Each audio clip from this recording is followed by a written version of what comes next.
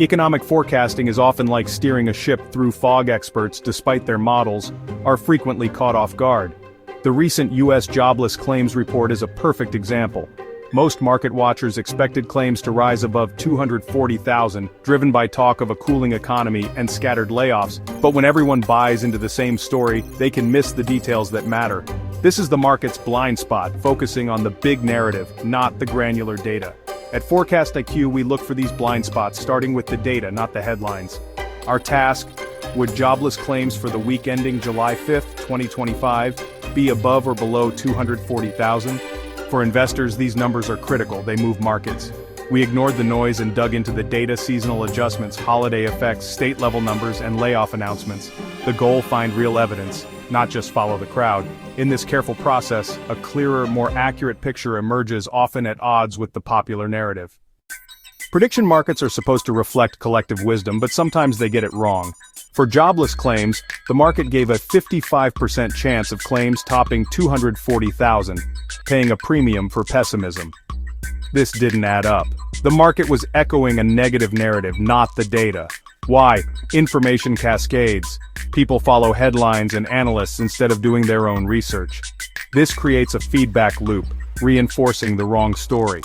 Our analysis showed a 70 to 80% chance claims would stay below 240,000, a clear edge.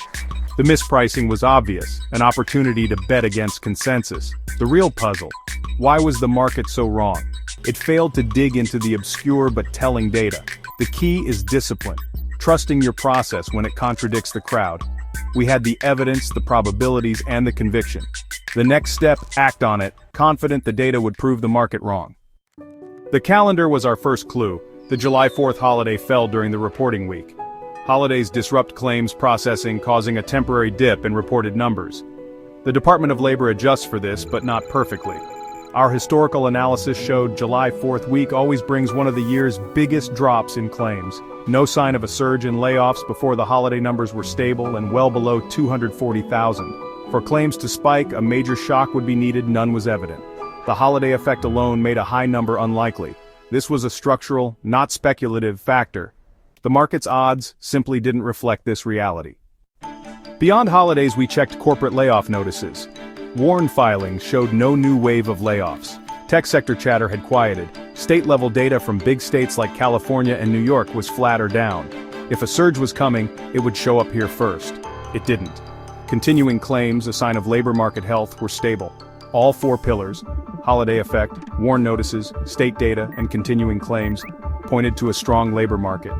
Each piece alone might be dismissed, but together they made a compelling case. The data screamed.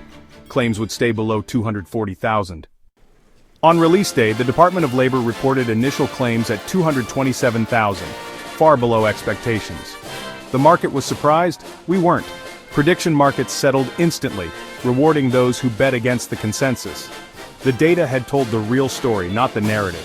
The report's details confirmed our analysis. A holiday-driven drop, no regional surprises. It was a textbook win for data over story. The lesson: markets can be wrong in the short term, swayed by noise and momentum, but hard data always wins out. By focusing on fundamentals, you can see through the fog. A disciplined process lets you profit when reality emerges. This wasn't luck, it was a repeatable process. First, ask the right questions.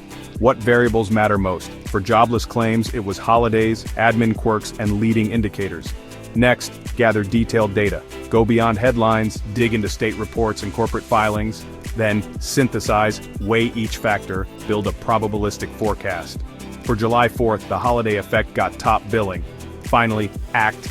Look for market mispricings where your probability beats the markets. The market saw a coin flip. Our data showed a clear favorite. Discipline means sticking to your analysis, not the crowd's mood. This four-step loop works for any economic event. Economic data can seem overwhelming, but you don't need to follow the herd. The jobless claims case shows the power of a structured, data-driven approach. You don't need a PhD, just curiosity, discipline, and a focus on evidence.